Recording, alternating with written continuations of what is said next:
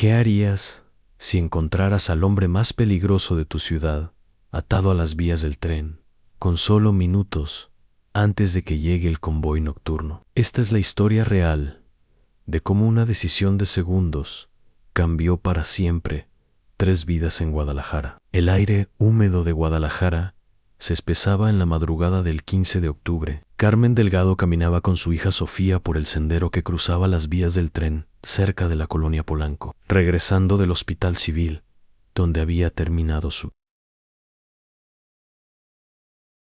turno nocturno como enfermera. A los 42 años, Carmen conocía cada rincón de estos barrios populares, pero esa noche algo era diferente. El silencio se rompía únicamente por el eco distante de sirenas y el rumor que se extendía por las calles de que Lobo Mendoza, el jefe del cártel más temido de Jalisco, había desaparecido después de una emboscada. Antes de continuar con esta historia, que cambiará tu perspectiva sobre la humanidad, dale like y suscríbete al canal para no perderte más relatos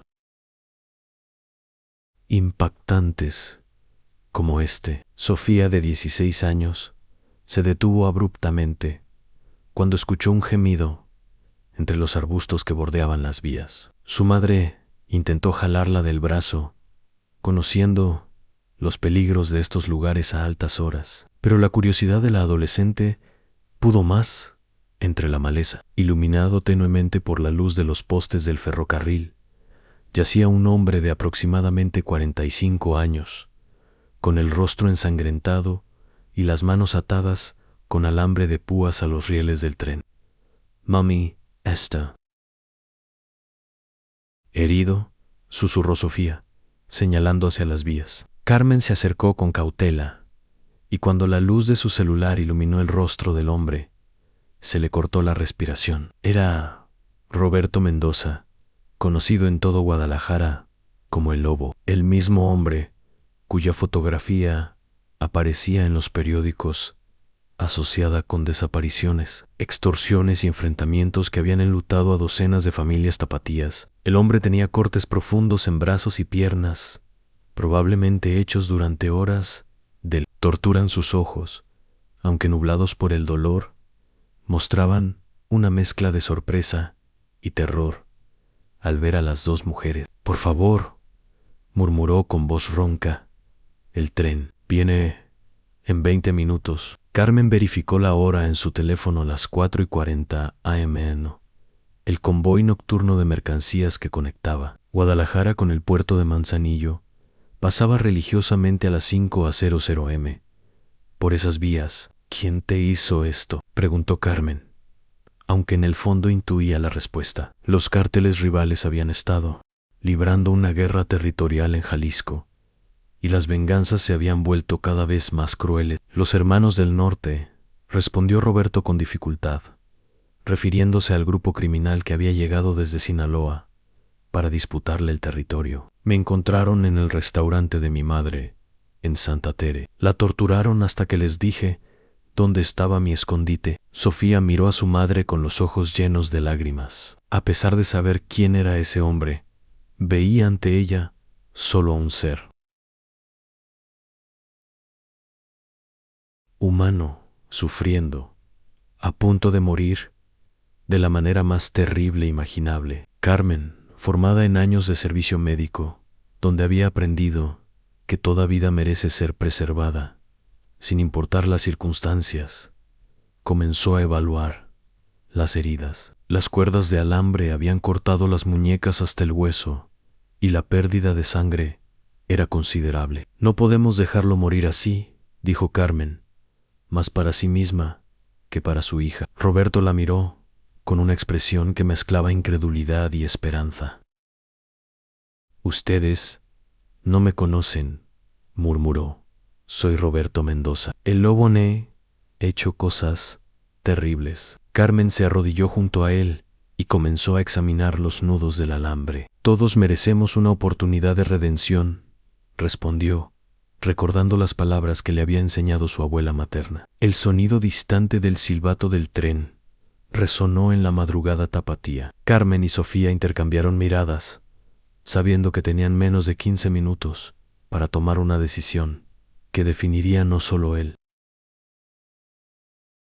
destino de Roberto, sino también sus propias vidas. En Guadalajara, ayudar a un capo significaba convertirse en enemigos de sus rivales, pero dejarlo morir los convertiría en cómplices de un asesinato que los perseguiría para siempre. Carmen sacó de su bolsa el kit de emergencia que siempre llevaba consigo, una costumbre desarrollada durante sus 20 años, trabajando en las urgencias del Hospital Civil de Guadalajara. Sofía, necesito que me ayudes, le dijo a su hija mientras iluminaba con la linterna de su teléfono los alambres que sujetaban las muñecas de Roberto a los rieles. Toma mi navaja suiza y comienza a cortar por la parte más delgada del alambre, mientras yo trabajo en sus heridas. Roberto observaba a las dos mujeres con una mezcla de asombro y remordimiento. Durante los últimos 15 años,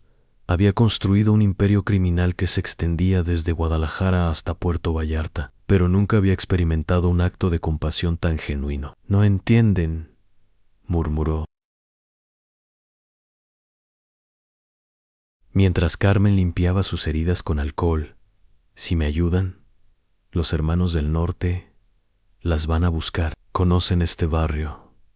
Saben quién vive aquí. Mi papá siempre decía que uno debe hacer lo correcto, sin importar las consecuencias, respondió Sofía, mientras luchaba con el alambre oxidado. Carmen sonrió con orgullo. Su esposo Miguel había muerto 3 años atrás en un accidente de construcción, pero había logrado inculcar valores sólidos en su hija. Además, agregó la adolescente, mi mamá me enseñó que en los hospitales no se pregunta el apellido ni los pecados de la gente, solo se salvan vidas. El sonido del tren se hacía más fuerte. Carmen verificó la hora en las 4:52 am. Tenían 8 minutos antes de que el convoy apareciera por la curva que bordeaba el Cerro del 4. Roberto, le dijo, mientras aplicaba presión a una herida profunda en su brazo izquierdo. Necesito que me digas exactamente qué pasó. Si vamos a arriesgar nuestras vidas por ti, merecemos saber la verdad completa. Roberto cerró los ojos y respiró profundamente antes de hablar. Ayer en la noche fui a cenar con mi madre al restaurante que tiene en Santa Tere, el mismo donde trabajé de mesero cuando era joven. Antes de meterme en esto, los hermanos del norte llegaron durante la cena. Amenazaron con lastimar a mi mamá si no les entregaba las rutas de distribución y los contactos en la policía. Su voz se quebró al recordar el terror en los ojos de su madre anciana. Les di todo lo que querían, continuó. Roberto, pero me dijeron que ya no necesitaban 2 organizaciones en Jalisco. Me trajeron aquí. Me torturaron durante horas preguntándome sobre mis cuentas bancarias y propiedades. Finalmente decidieron que mi muerte tenía que ser ejemplar para que todos supieran qué pasaba con quienes se oponían a ellos. Carmen notó lágrimas mezclándose con la sangre en el rostro de Roberto. Sofía logró cortar el primer alambre, liberando la mano derecha de Roberto. Señor, le dijo mientras trabajaba en él. Segundo alambre, sé que ha hecho cosas malas, pero también sé que tiene una madre que lo ama. Mi papá decía que mientras tengamos gente que nos ame, siempre hay esperanza de cambiar. Roberto la miró con sorpresa. Era la primera vez en años que alguien le hablaba como ser humano, no como el temible jefe criminal. ¿Por qué están haciendo esto por mí?, preguntó Roberto, mientras Carmen vendaba sus muñecas con gasas de su kit médico. Porque, respondió Carmen sin dejar de trabajar, hace 5 años, cuando tu gente controlaba este sector, mi esposo Miguel tuvo un accidente en la construcción. Los paramédicos no podían llegar porque había balaceras en toda la zona. Uno de tus hombres, un chavo que se llama David, cargó a Miguel hasta el hospital en su camioneta. Miguel vivió 2 años más gracias a eso. El silbato del tren sonó más cerca. Las 4:56. Jaime y Sofía había logrado aflojar el segundo alambre, pero aún faltaba liberarlo completamente. Roberto intentó incorporarse para ayudar, pero las heridas en sus piernas le impedían hacer fuerza. Escuchen, les dijo con urgencia. Si logran sacarme de aquí, les prometo algo, voy a desmantelar mi organización. He visto demasiada muerte, demasiado sufrimiento. Mi madre me pidió que dejara todo esto el año pasado, cuando cumplió 70 años. Carmen y Sofía intercambiaron miradas. El último alambre se rompió cuando las luces del tren aparecieron a lo lejos, iluminando la curva del Cerro del Cuatro. Tenían menos de 2 minutos para alejar a Roberto de las vías y buscar un refugio seguro donde pudieran atender sus heridas sin ser descubiertos por los hermanos del norte.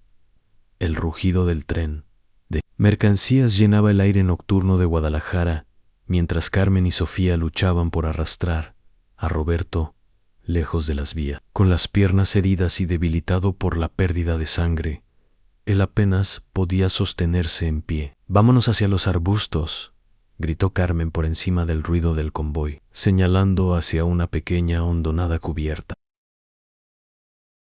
de vegetación a unos 30 metros de las vías. Sofía, a pesar de sus 16 años, demostró una fuerza sorprendente, ayudando a cargar a Roberto. Los tres avanzaron lentamente, tropezando entre las piedras del balasto ferroviario. Cuando finalmente alcanzaron la hondonada y se dejaron caer entre los arbustos, el tren pasó rugiendo a pocos metros de donde Roberto había estado atado apenas 2 minutos antes. El suelo tembló bajo sus cuerpos, mientras decenas de vagones cargados de contenedores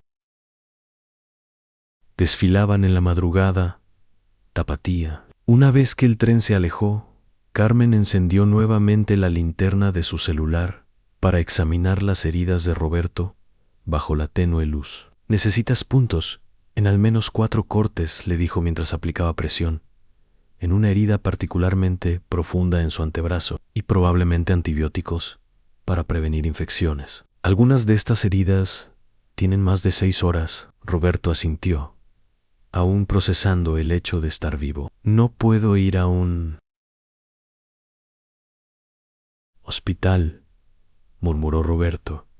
«Los hermanos del norte tienen contactos en todos los centros médicos de la ciudad. Además, mi foto está en todos los boletines policiales desde ayer». Carmen reflexionó un momento. «Conozco a un doctor que puede ayudarnos discretamente. El doctor Alejandro Morales tiene una clínica privada en la colonia americana. Trabajamos juntos en el hospital civil y confío en él completamente». Sofía observaba nerviosamente hacia los alrededores. «Mamá», susurró, «creo que nos están vigilando». Vi luces de autos moviéndose de forma extraña cuando veníamos hacia acá. Carmen siguió la mirada de su hija y efectivamente notó 2 vehículos oscuros que se movían lentamente por las calles paralelas a las vías del tren, como si estuvieran buscando algo. «Son ellos», confirmó Roberto con la voz tensa. «Los hermanos del norte no se rinden fácilmente. Probablemente esperaban encontrar mi cuerpo destrozado por el tren, pero cuando no lo vean, van a comenzar a buscar por toda la zona». Se incorporó con dificultad, apoyándose en Carmen. «Tienen que alejarse de mí ahora mismo. Si las encuentran conmigo, las van a matar sin dudarlo». Carmen tomó una decisión rápida. Sacó las llaves de su casa del bolsillo y se las entregó a su hija. «Sofía, quiero que vayas a casa y llames al doctor Morales. Su número está en mi agenda, junto al teléfono de la cocina. Dile que Carmen del Hospital Civil necesita que venga inmediatamente a atender una emergencia discreta. No menciones nombre por teléfono». La adolescente vaciló, no queriendo dejar sola a su madre. «Vete, mija», insistió Carmen. «Conozco estos barrios mejor que nadie. y sé cómo esconderme hasta que llegue ayuda. Sofía abrazó a su madre fuertemente antes de alejarse, corriendo entre las sombras, dirigiéndose hacia su casa, en la colonia Polanco. Carmen observó a su hija desaparecer en la oscuridad antes de volverse hacia Roberto. Ahora tenemos que movernos. Conozco un lugar donde podemos escondernos. Carmen guió Roberto a través de un laberinto de callejones y patios traseros que conocía desde la infancia. Habiendo crecido en estos barrios, sabía exactamente qué casas tenían perros, cuáles tenían cámaras de seguridad y dónde había pasajes secretos entre las construcciones irregulares. Finalmente llegaron a un pequeño taller mecánico abandonado, donde su difunto esposo Miguel solía reparar automóviles en sus tiempos libres. Aquí estaremos seguros por un rato, le dijo Carmen, mientras abría la puerta trasera del taller con una llave que aún conservaba. El lugar olía a aceite de motor y metal oxidado, pero tenía agua corriente y algunas herramientas que podrían ser útiles. Roberto se dejó caer en una silla vieja, mientras Carmen buscaba más suministros médicos en un botiquín que Miguel había mantenido para accidentes menores. Mientras Carmen limpiaba y vendaba las heridas más profundas de Roberto, él rompió el silencio que se había formado entre ellos. Nunca nadie había arriesgado tanto por mí, dijo con voz quedada. Ni siquiera mi propia gente. Todo el mundo me ayuda por miedo o por dinero, nunca por compasión genuina. Carmen continuó trabajando sin levantar la vista. Todos merecemos una segunda oportunidad, respondió. La pregunta es si estás dispuesto a tomarla en serio y cambiar realmente tu vida. El doctor Alejandro Morales llegó al taller 1 hora después del amanecer, cargando un maletín médico y una expresión de preocupación que se intensificó cuando vio a Roberto en Carmen. Había trabajado con Alejandro durante 10 años en el hospital civil y sabía que podía confiar en su discreción profesional. Sin hacer preguntas sobre la identidad del paciente, el doctor comenzó a suturar las heridas más graves, mientras Carmen le explicaba, en voz baja, lo ocurrido durante la madrugada. Necesita transfusión de sangre, murmuró el doctor Morales, después de examinar a Roberto completamente. Ha perdido casi 2 litros. También requiere antibióticos intravenosos para prevenir sepsis por las heridas infectadas. Carmen asintió, sabiendo que eso significaba mantener a Roberto oculto por varios días más en doctor. Intervino Roberto con voz débil. Antes de que haga nada más, necesita saber quién soy. Soy Roberto Mendoza. El doctor Morales se detuvo momentáneamente, pero luego continuó trabajando. El juramento hipocrático no hace distinciones, respondió simplemente. He atendido policías, criminales, víctimas y victimarios. Mi trabajo es preservar la vida. Roberto Moreau. Carmen, con una expresión de gratitud que nunca había mostrado a nadie. Por primera vez en décadas, experimentaba el poder transformador de la compasión incondicional. Durante los siguientes 3 días, mientras Roberto se recuperaba en el taller, Carmen y Sofía se turnaron para cuidarlo. En esas largas horas de conversación, Roberto comenzó a contar su historia real, a cómo había crecido en la pobreza extrema en Santa Tere, como la muerte de su padre cuando él tenía 14 años lo había empujado a las calles, y como pequeñas decisiones incorrectas lo habían llevado al mundo del crimen organizado. Mi madre siempre supo que esto terminaría mal, confesó Roberto, mientras Sofía le cambiaba las vendas de las muñecas. Cada vez que la visitaba, me rogaba que dejara todo y me fuera a vivir con ella. Decía que prefería tenerme pobre y vivo que rico y muerto. La adolescente lo escuchaba sin juzgar, viendo en él no al criminal temido por toda Guadalajara, sino al hijo arrepentido que había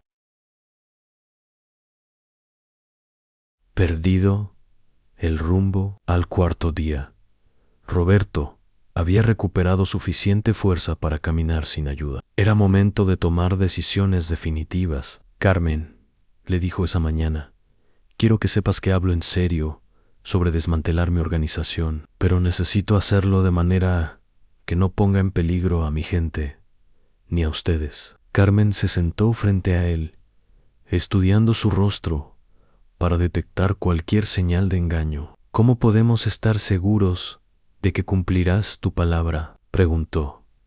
Carmen. Roberto reflexionó un momento antes de responder. Porque ustedes me devolvieron algo que creía haber perdido para siempre, a mi humanidad. Durante años justifiqué todo lo que hacía, diciéndome que protegía a mi familia y mi territorio, pero la verdad es que me había convertido en el tipo de hombre que mi padre habría despreciado. Esa misma tarde, Roberto hizo una llamada que cambiaría todo. Contactó al inspector Raúl Vázquez de la Fiscalía de Jalisco, un hombre conocido por su honestidad en un sistema plagado de corrupción. Inspector, le dijo, soy Roberto Mendoza y quiero entregarme, pero no de cualquier manera. Quiero colaborar completamente con la justicia para desmantelar no solo mi organización, sino también la de los Hermanos del Norte. La propuesta de Roberto era extraordinaria. Entregaría todas sus propiedades, cuentas bancarias, contactos corruptos y rutas de operación a cambio de protección para su madre y para Carmen y Sofía Delgado. Proporcionaría información detallada sobre los Hermanos del Norte que había obtenido durante su captura y tortura. El inspector Vázquez, después de consultar con sus superiores, aceptó negociar. 6 meses después, Roberto Mendoza se había convertido en el testigo protegido más valioso en la historia de Jalisco. Su información había llevado al arresto de 43 miembros de los Hermanos del Norte y a la desarticulación completa de ambas organizaciones criminales. Carmen recibió un reconocimiento estatal por su labor humanitaria, aunque ella insistió en que simplemente había hecho lo que cualquier persona decente habría hecho. Roberto cumplió una condena reducida de 5 años en una prisión de mínima seguridad, durante los cuales completó sus estudios de preparatoria y un curso de mecánica automotriz. Al salir, se reencontró con su madre, que había mantenido abierto su pequeño restaurante en Santa Tere, gracias al fondo económico que Roberto había destinado para ella antes. Juntos convirtieron el lugar en un centro comunitario. Carmen y Sofía se convirtieron en visitantes regulares del centro comunitario, donde Carmen ofrece consultas médicas gratuitas los fines de semana. Sofía, que ahora estudia medicina inspirada por los eventos de aquella madrugada, ayuda con programas de prevención de violencia dirigidos a adolescentes. La historia de cómo una enfermera y su hija salvaron al jefe del cártel más temido de Guadalajara se convirtió en leyenda. Local, demostrando que incluso en los corazones más endurecidos puede renacer la esperanza cuando se encuentran con la compasión genuina.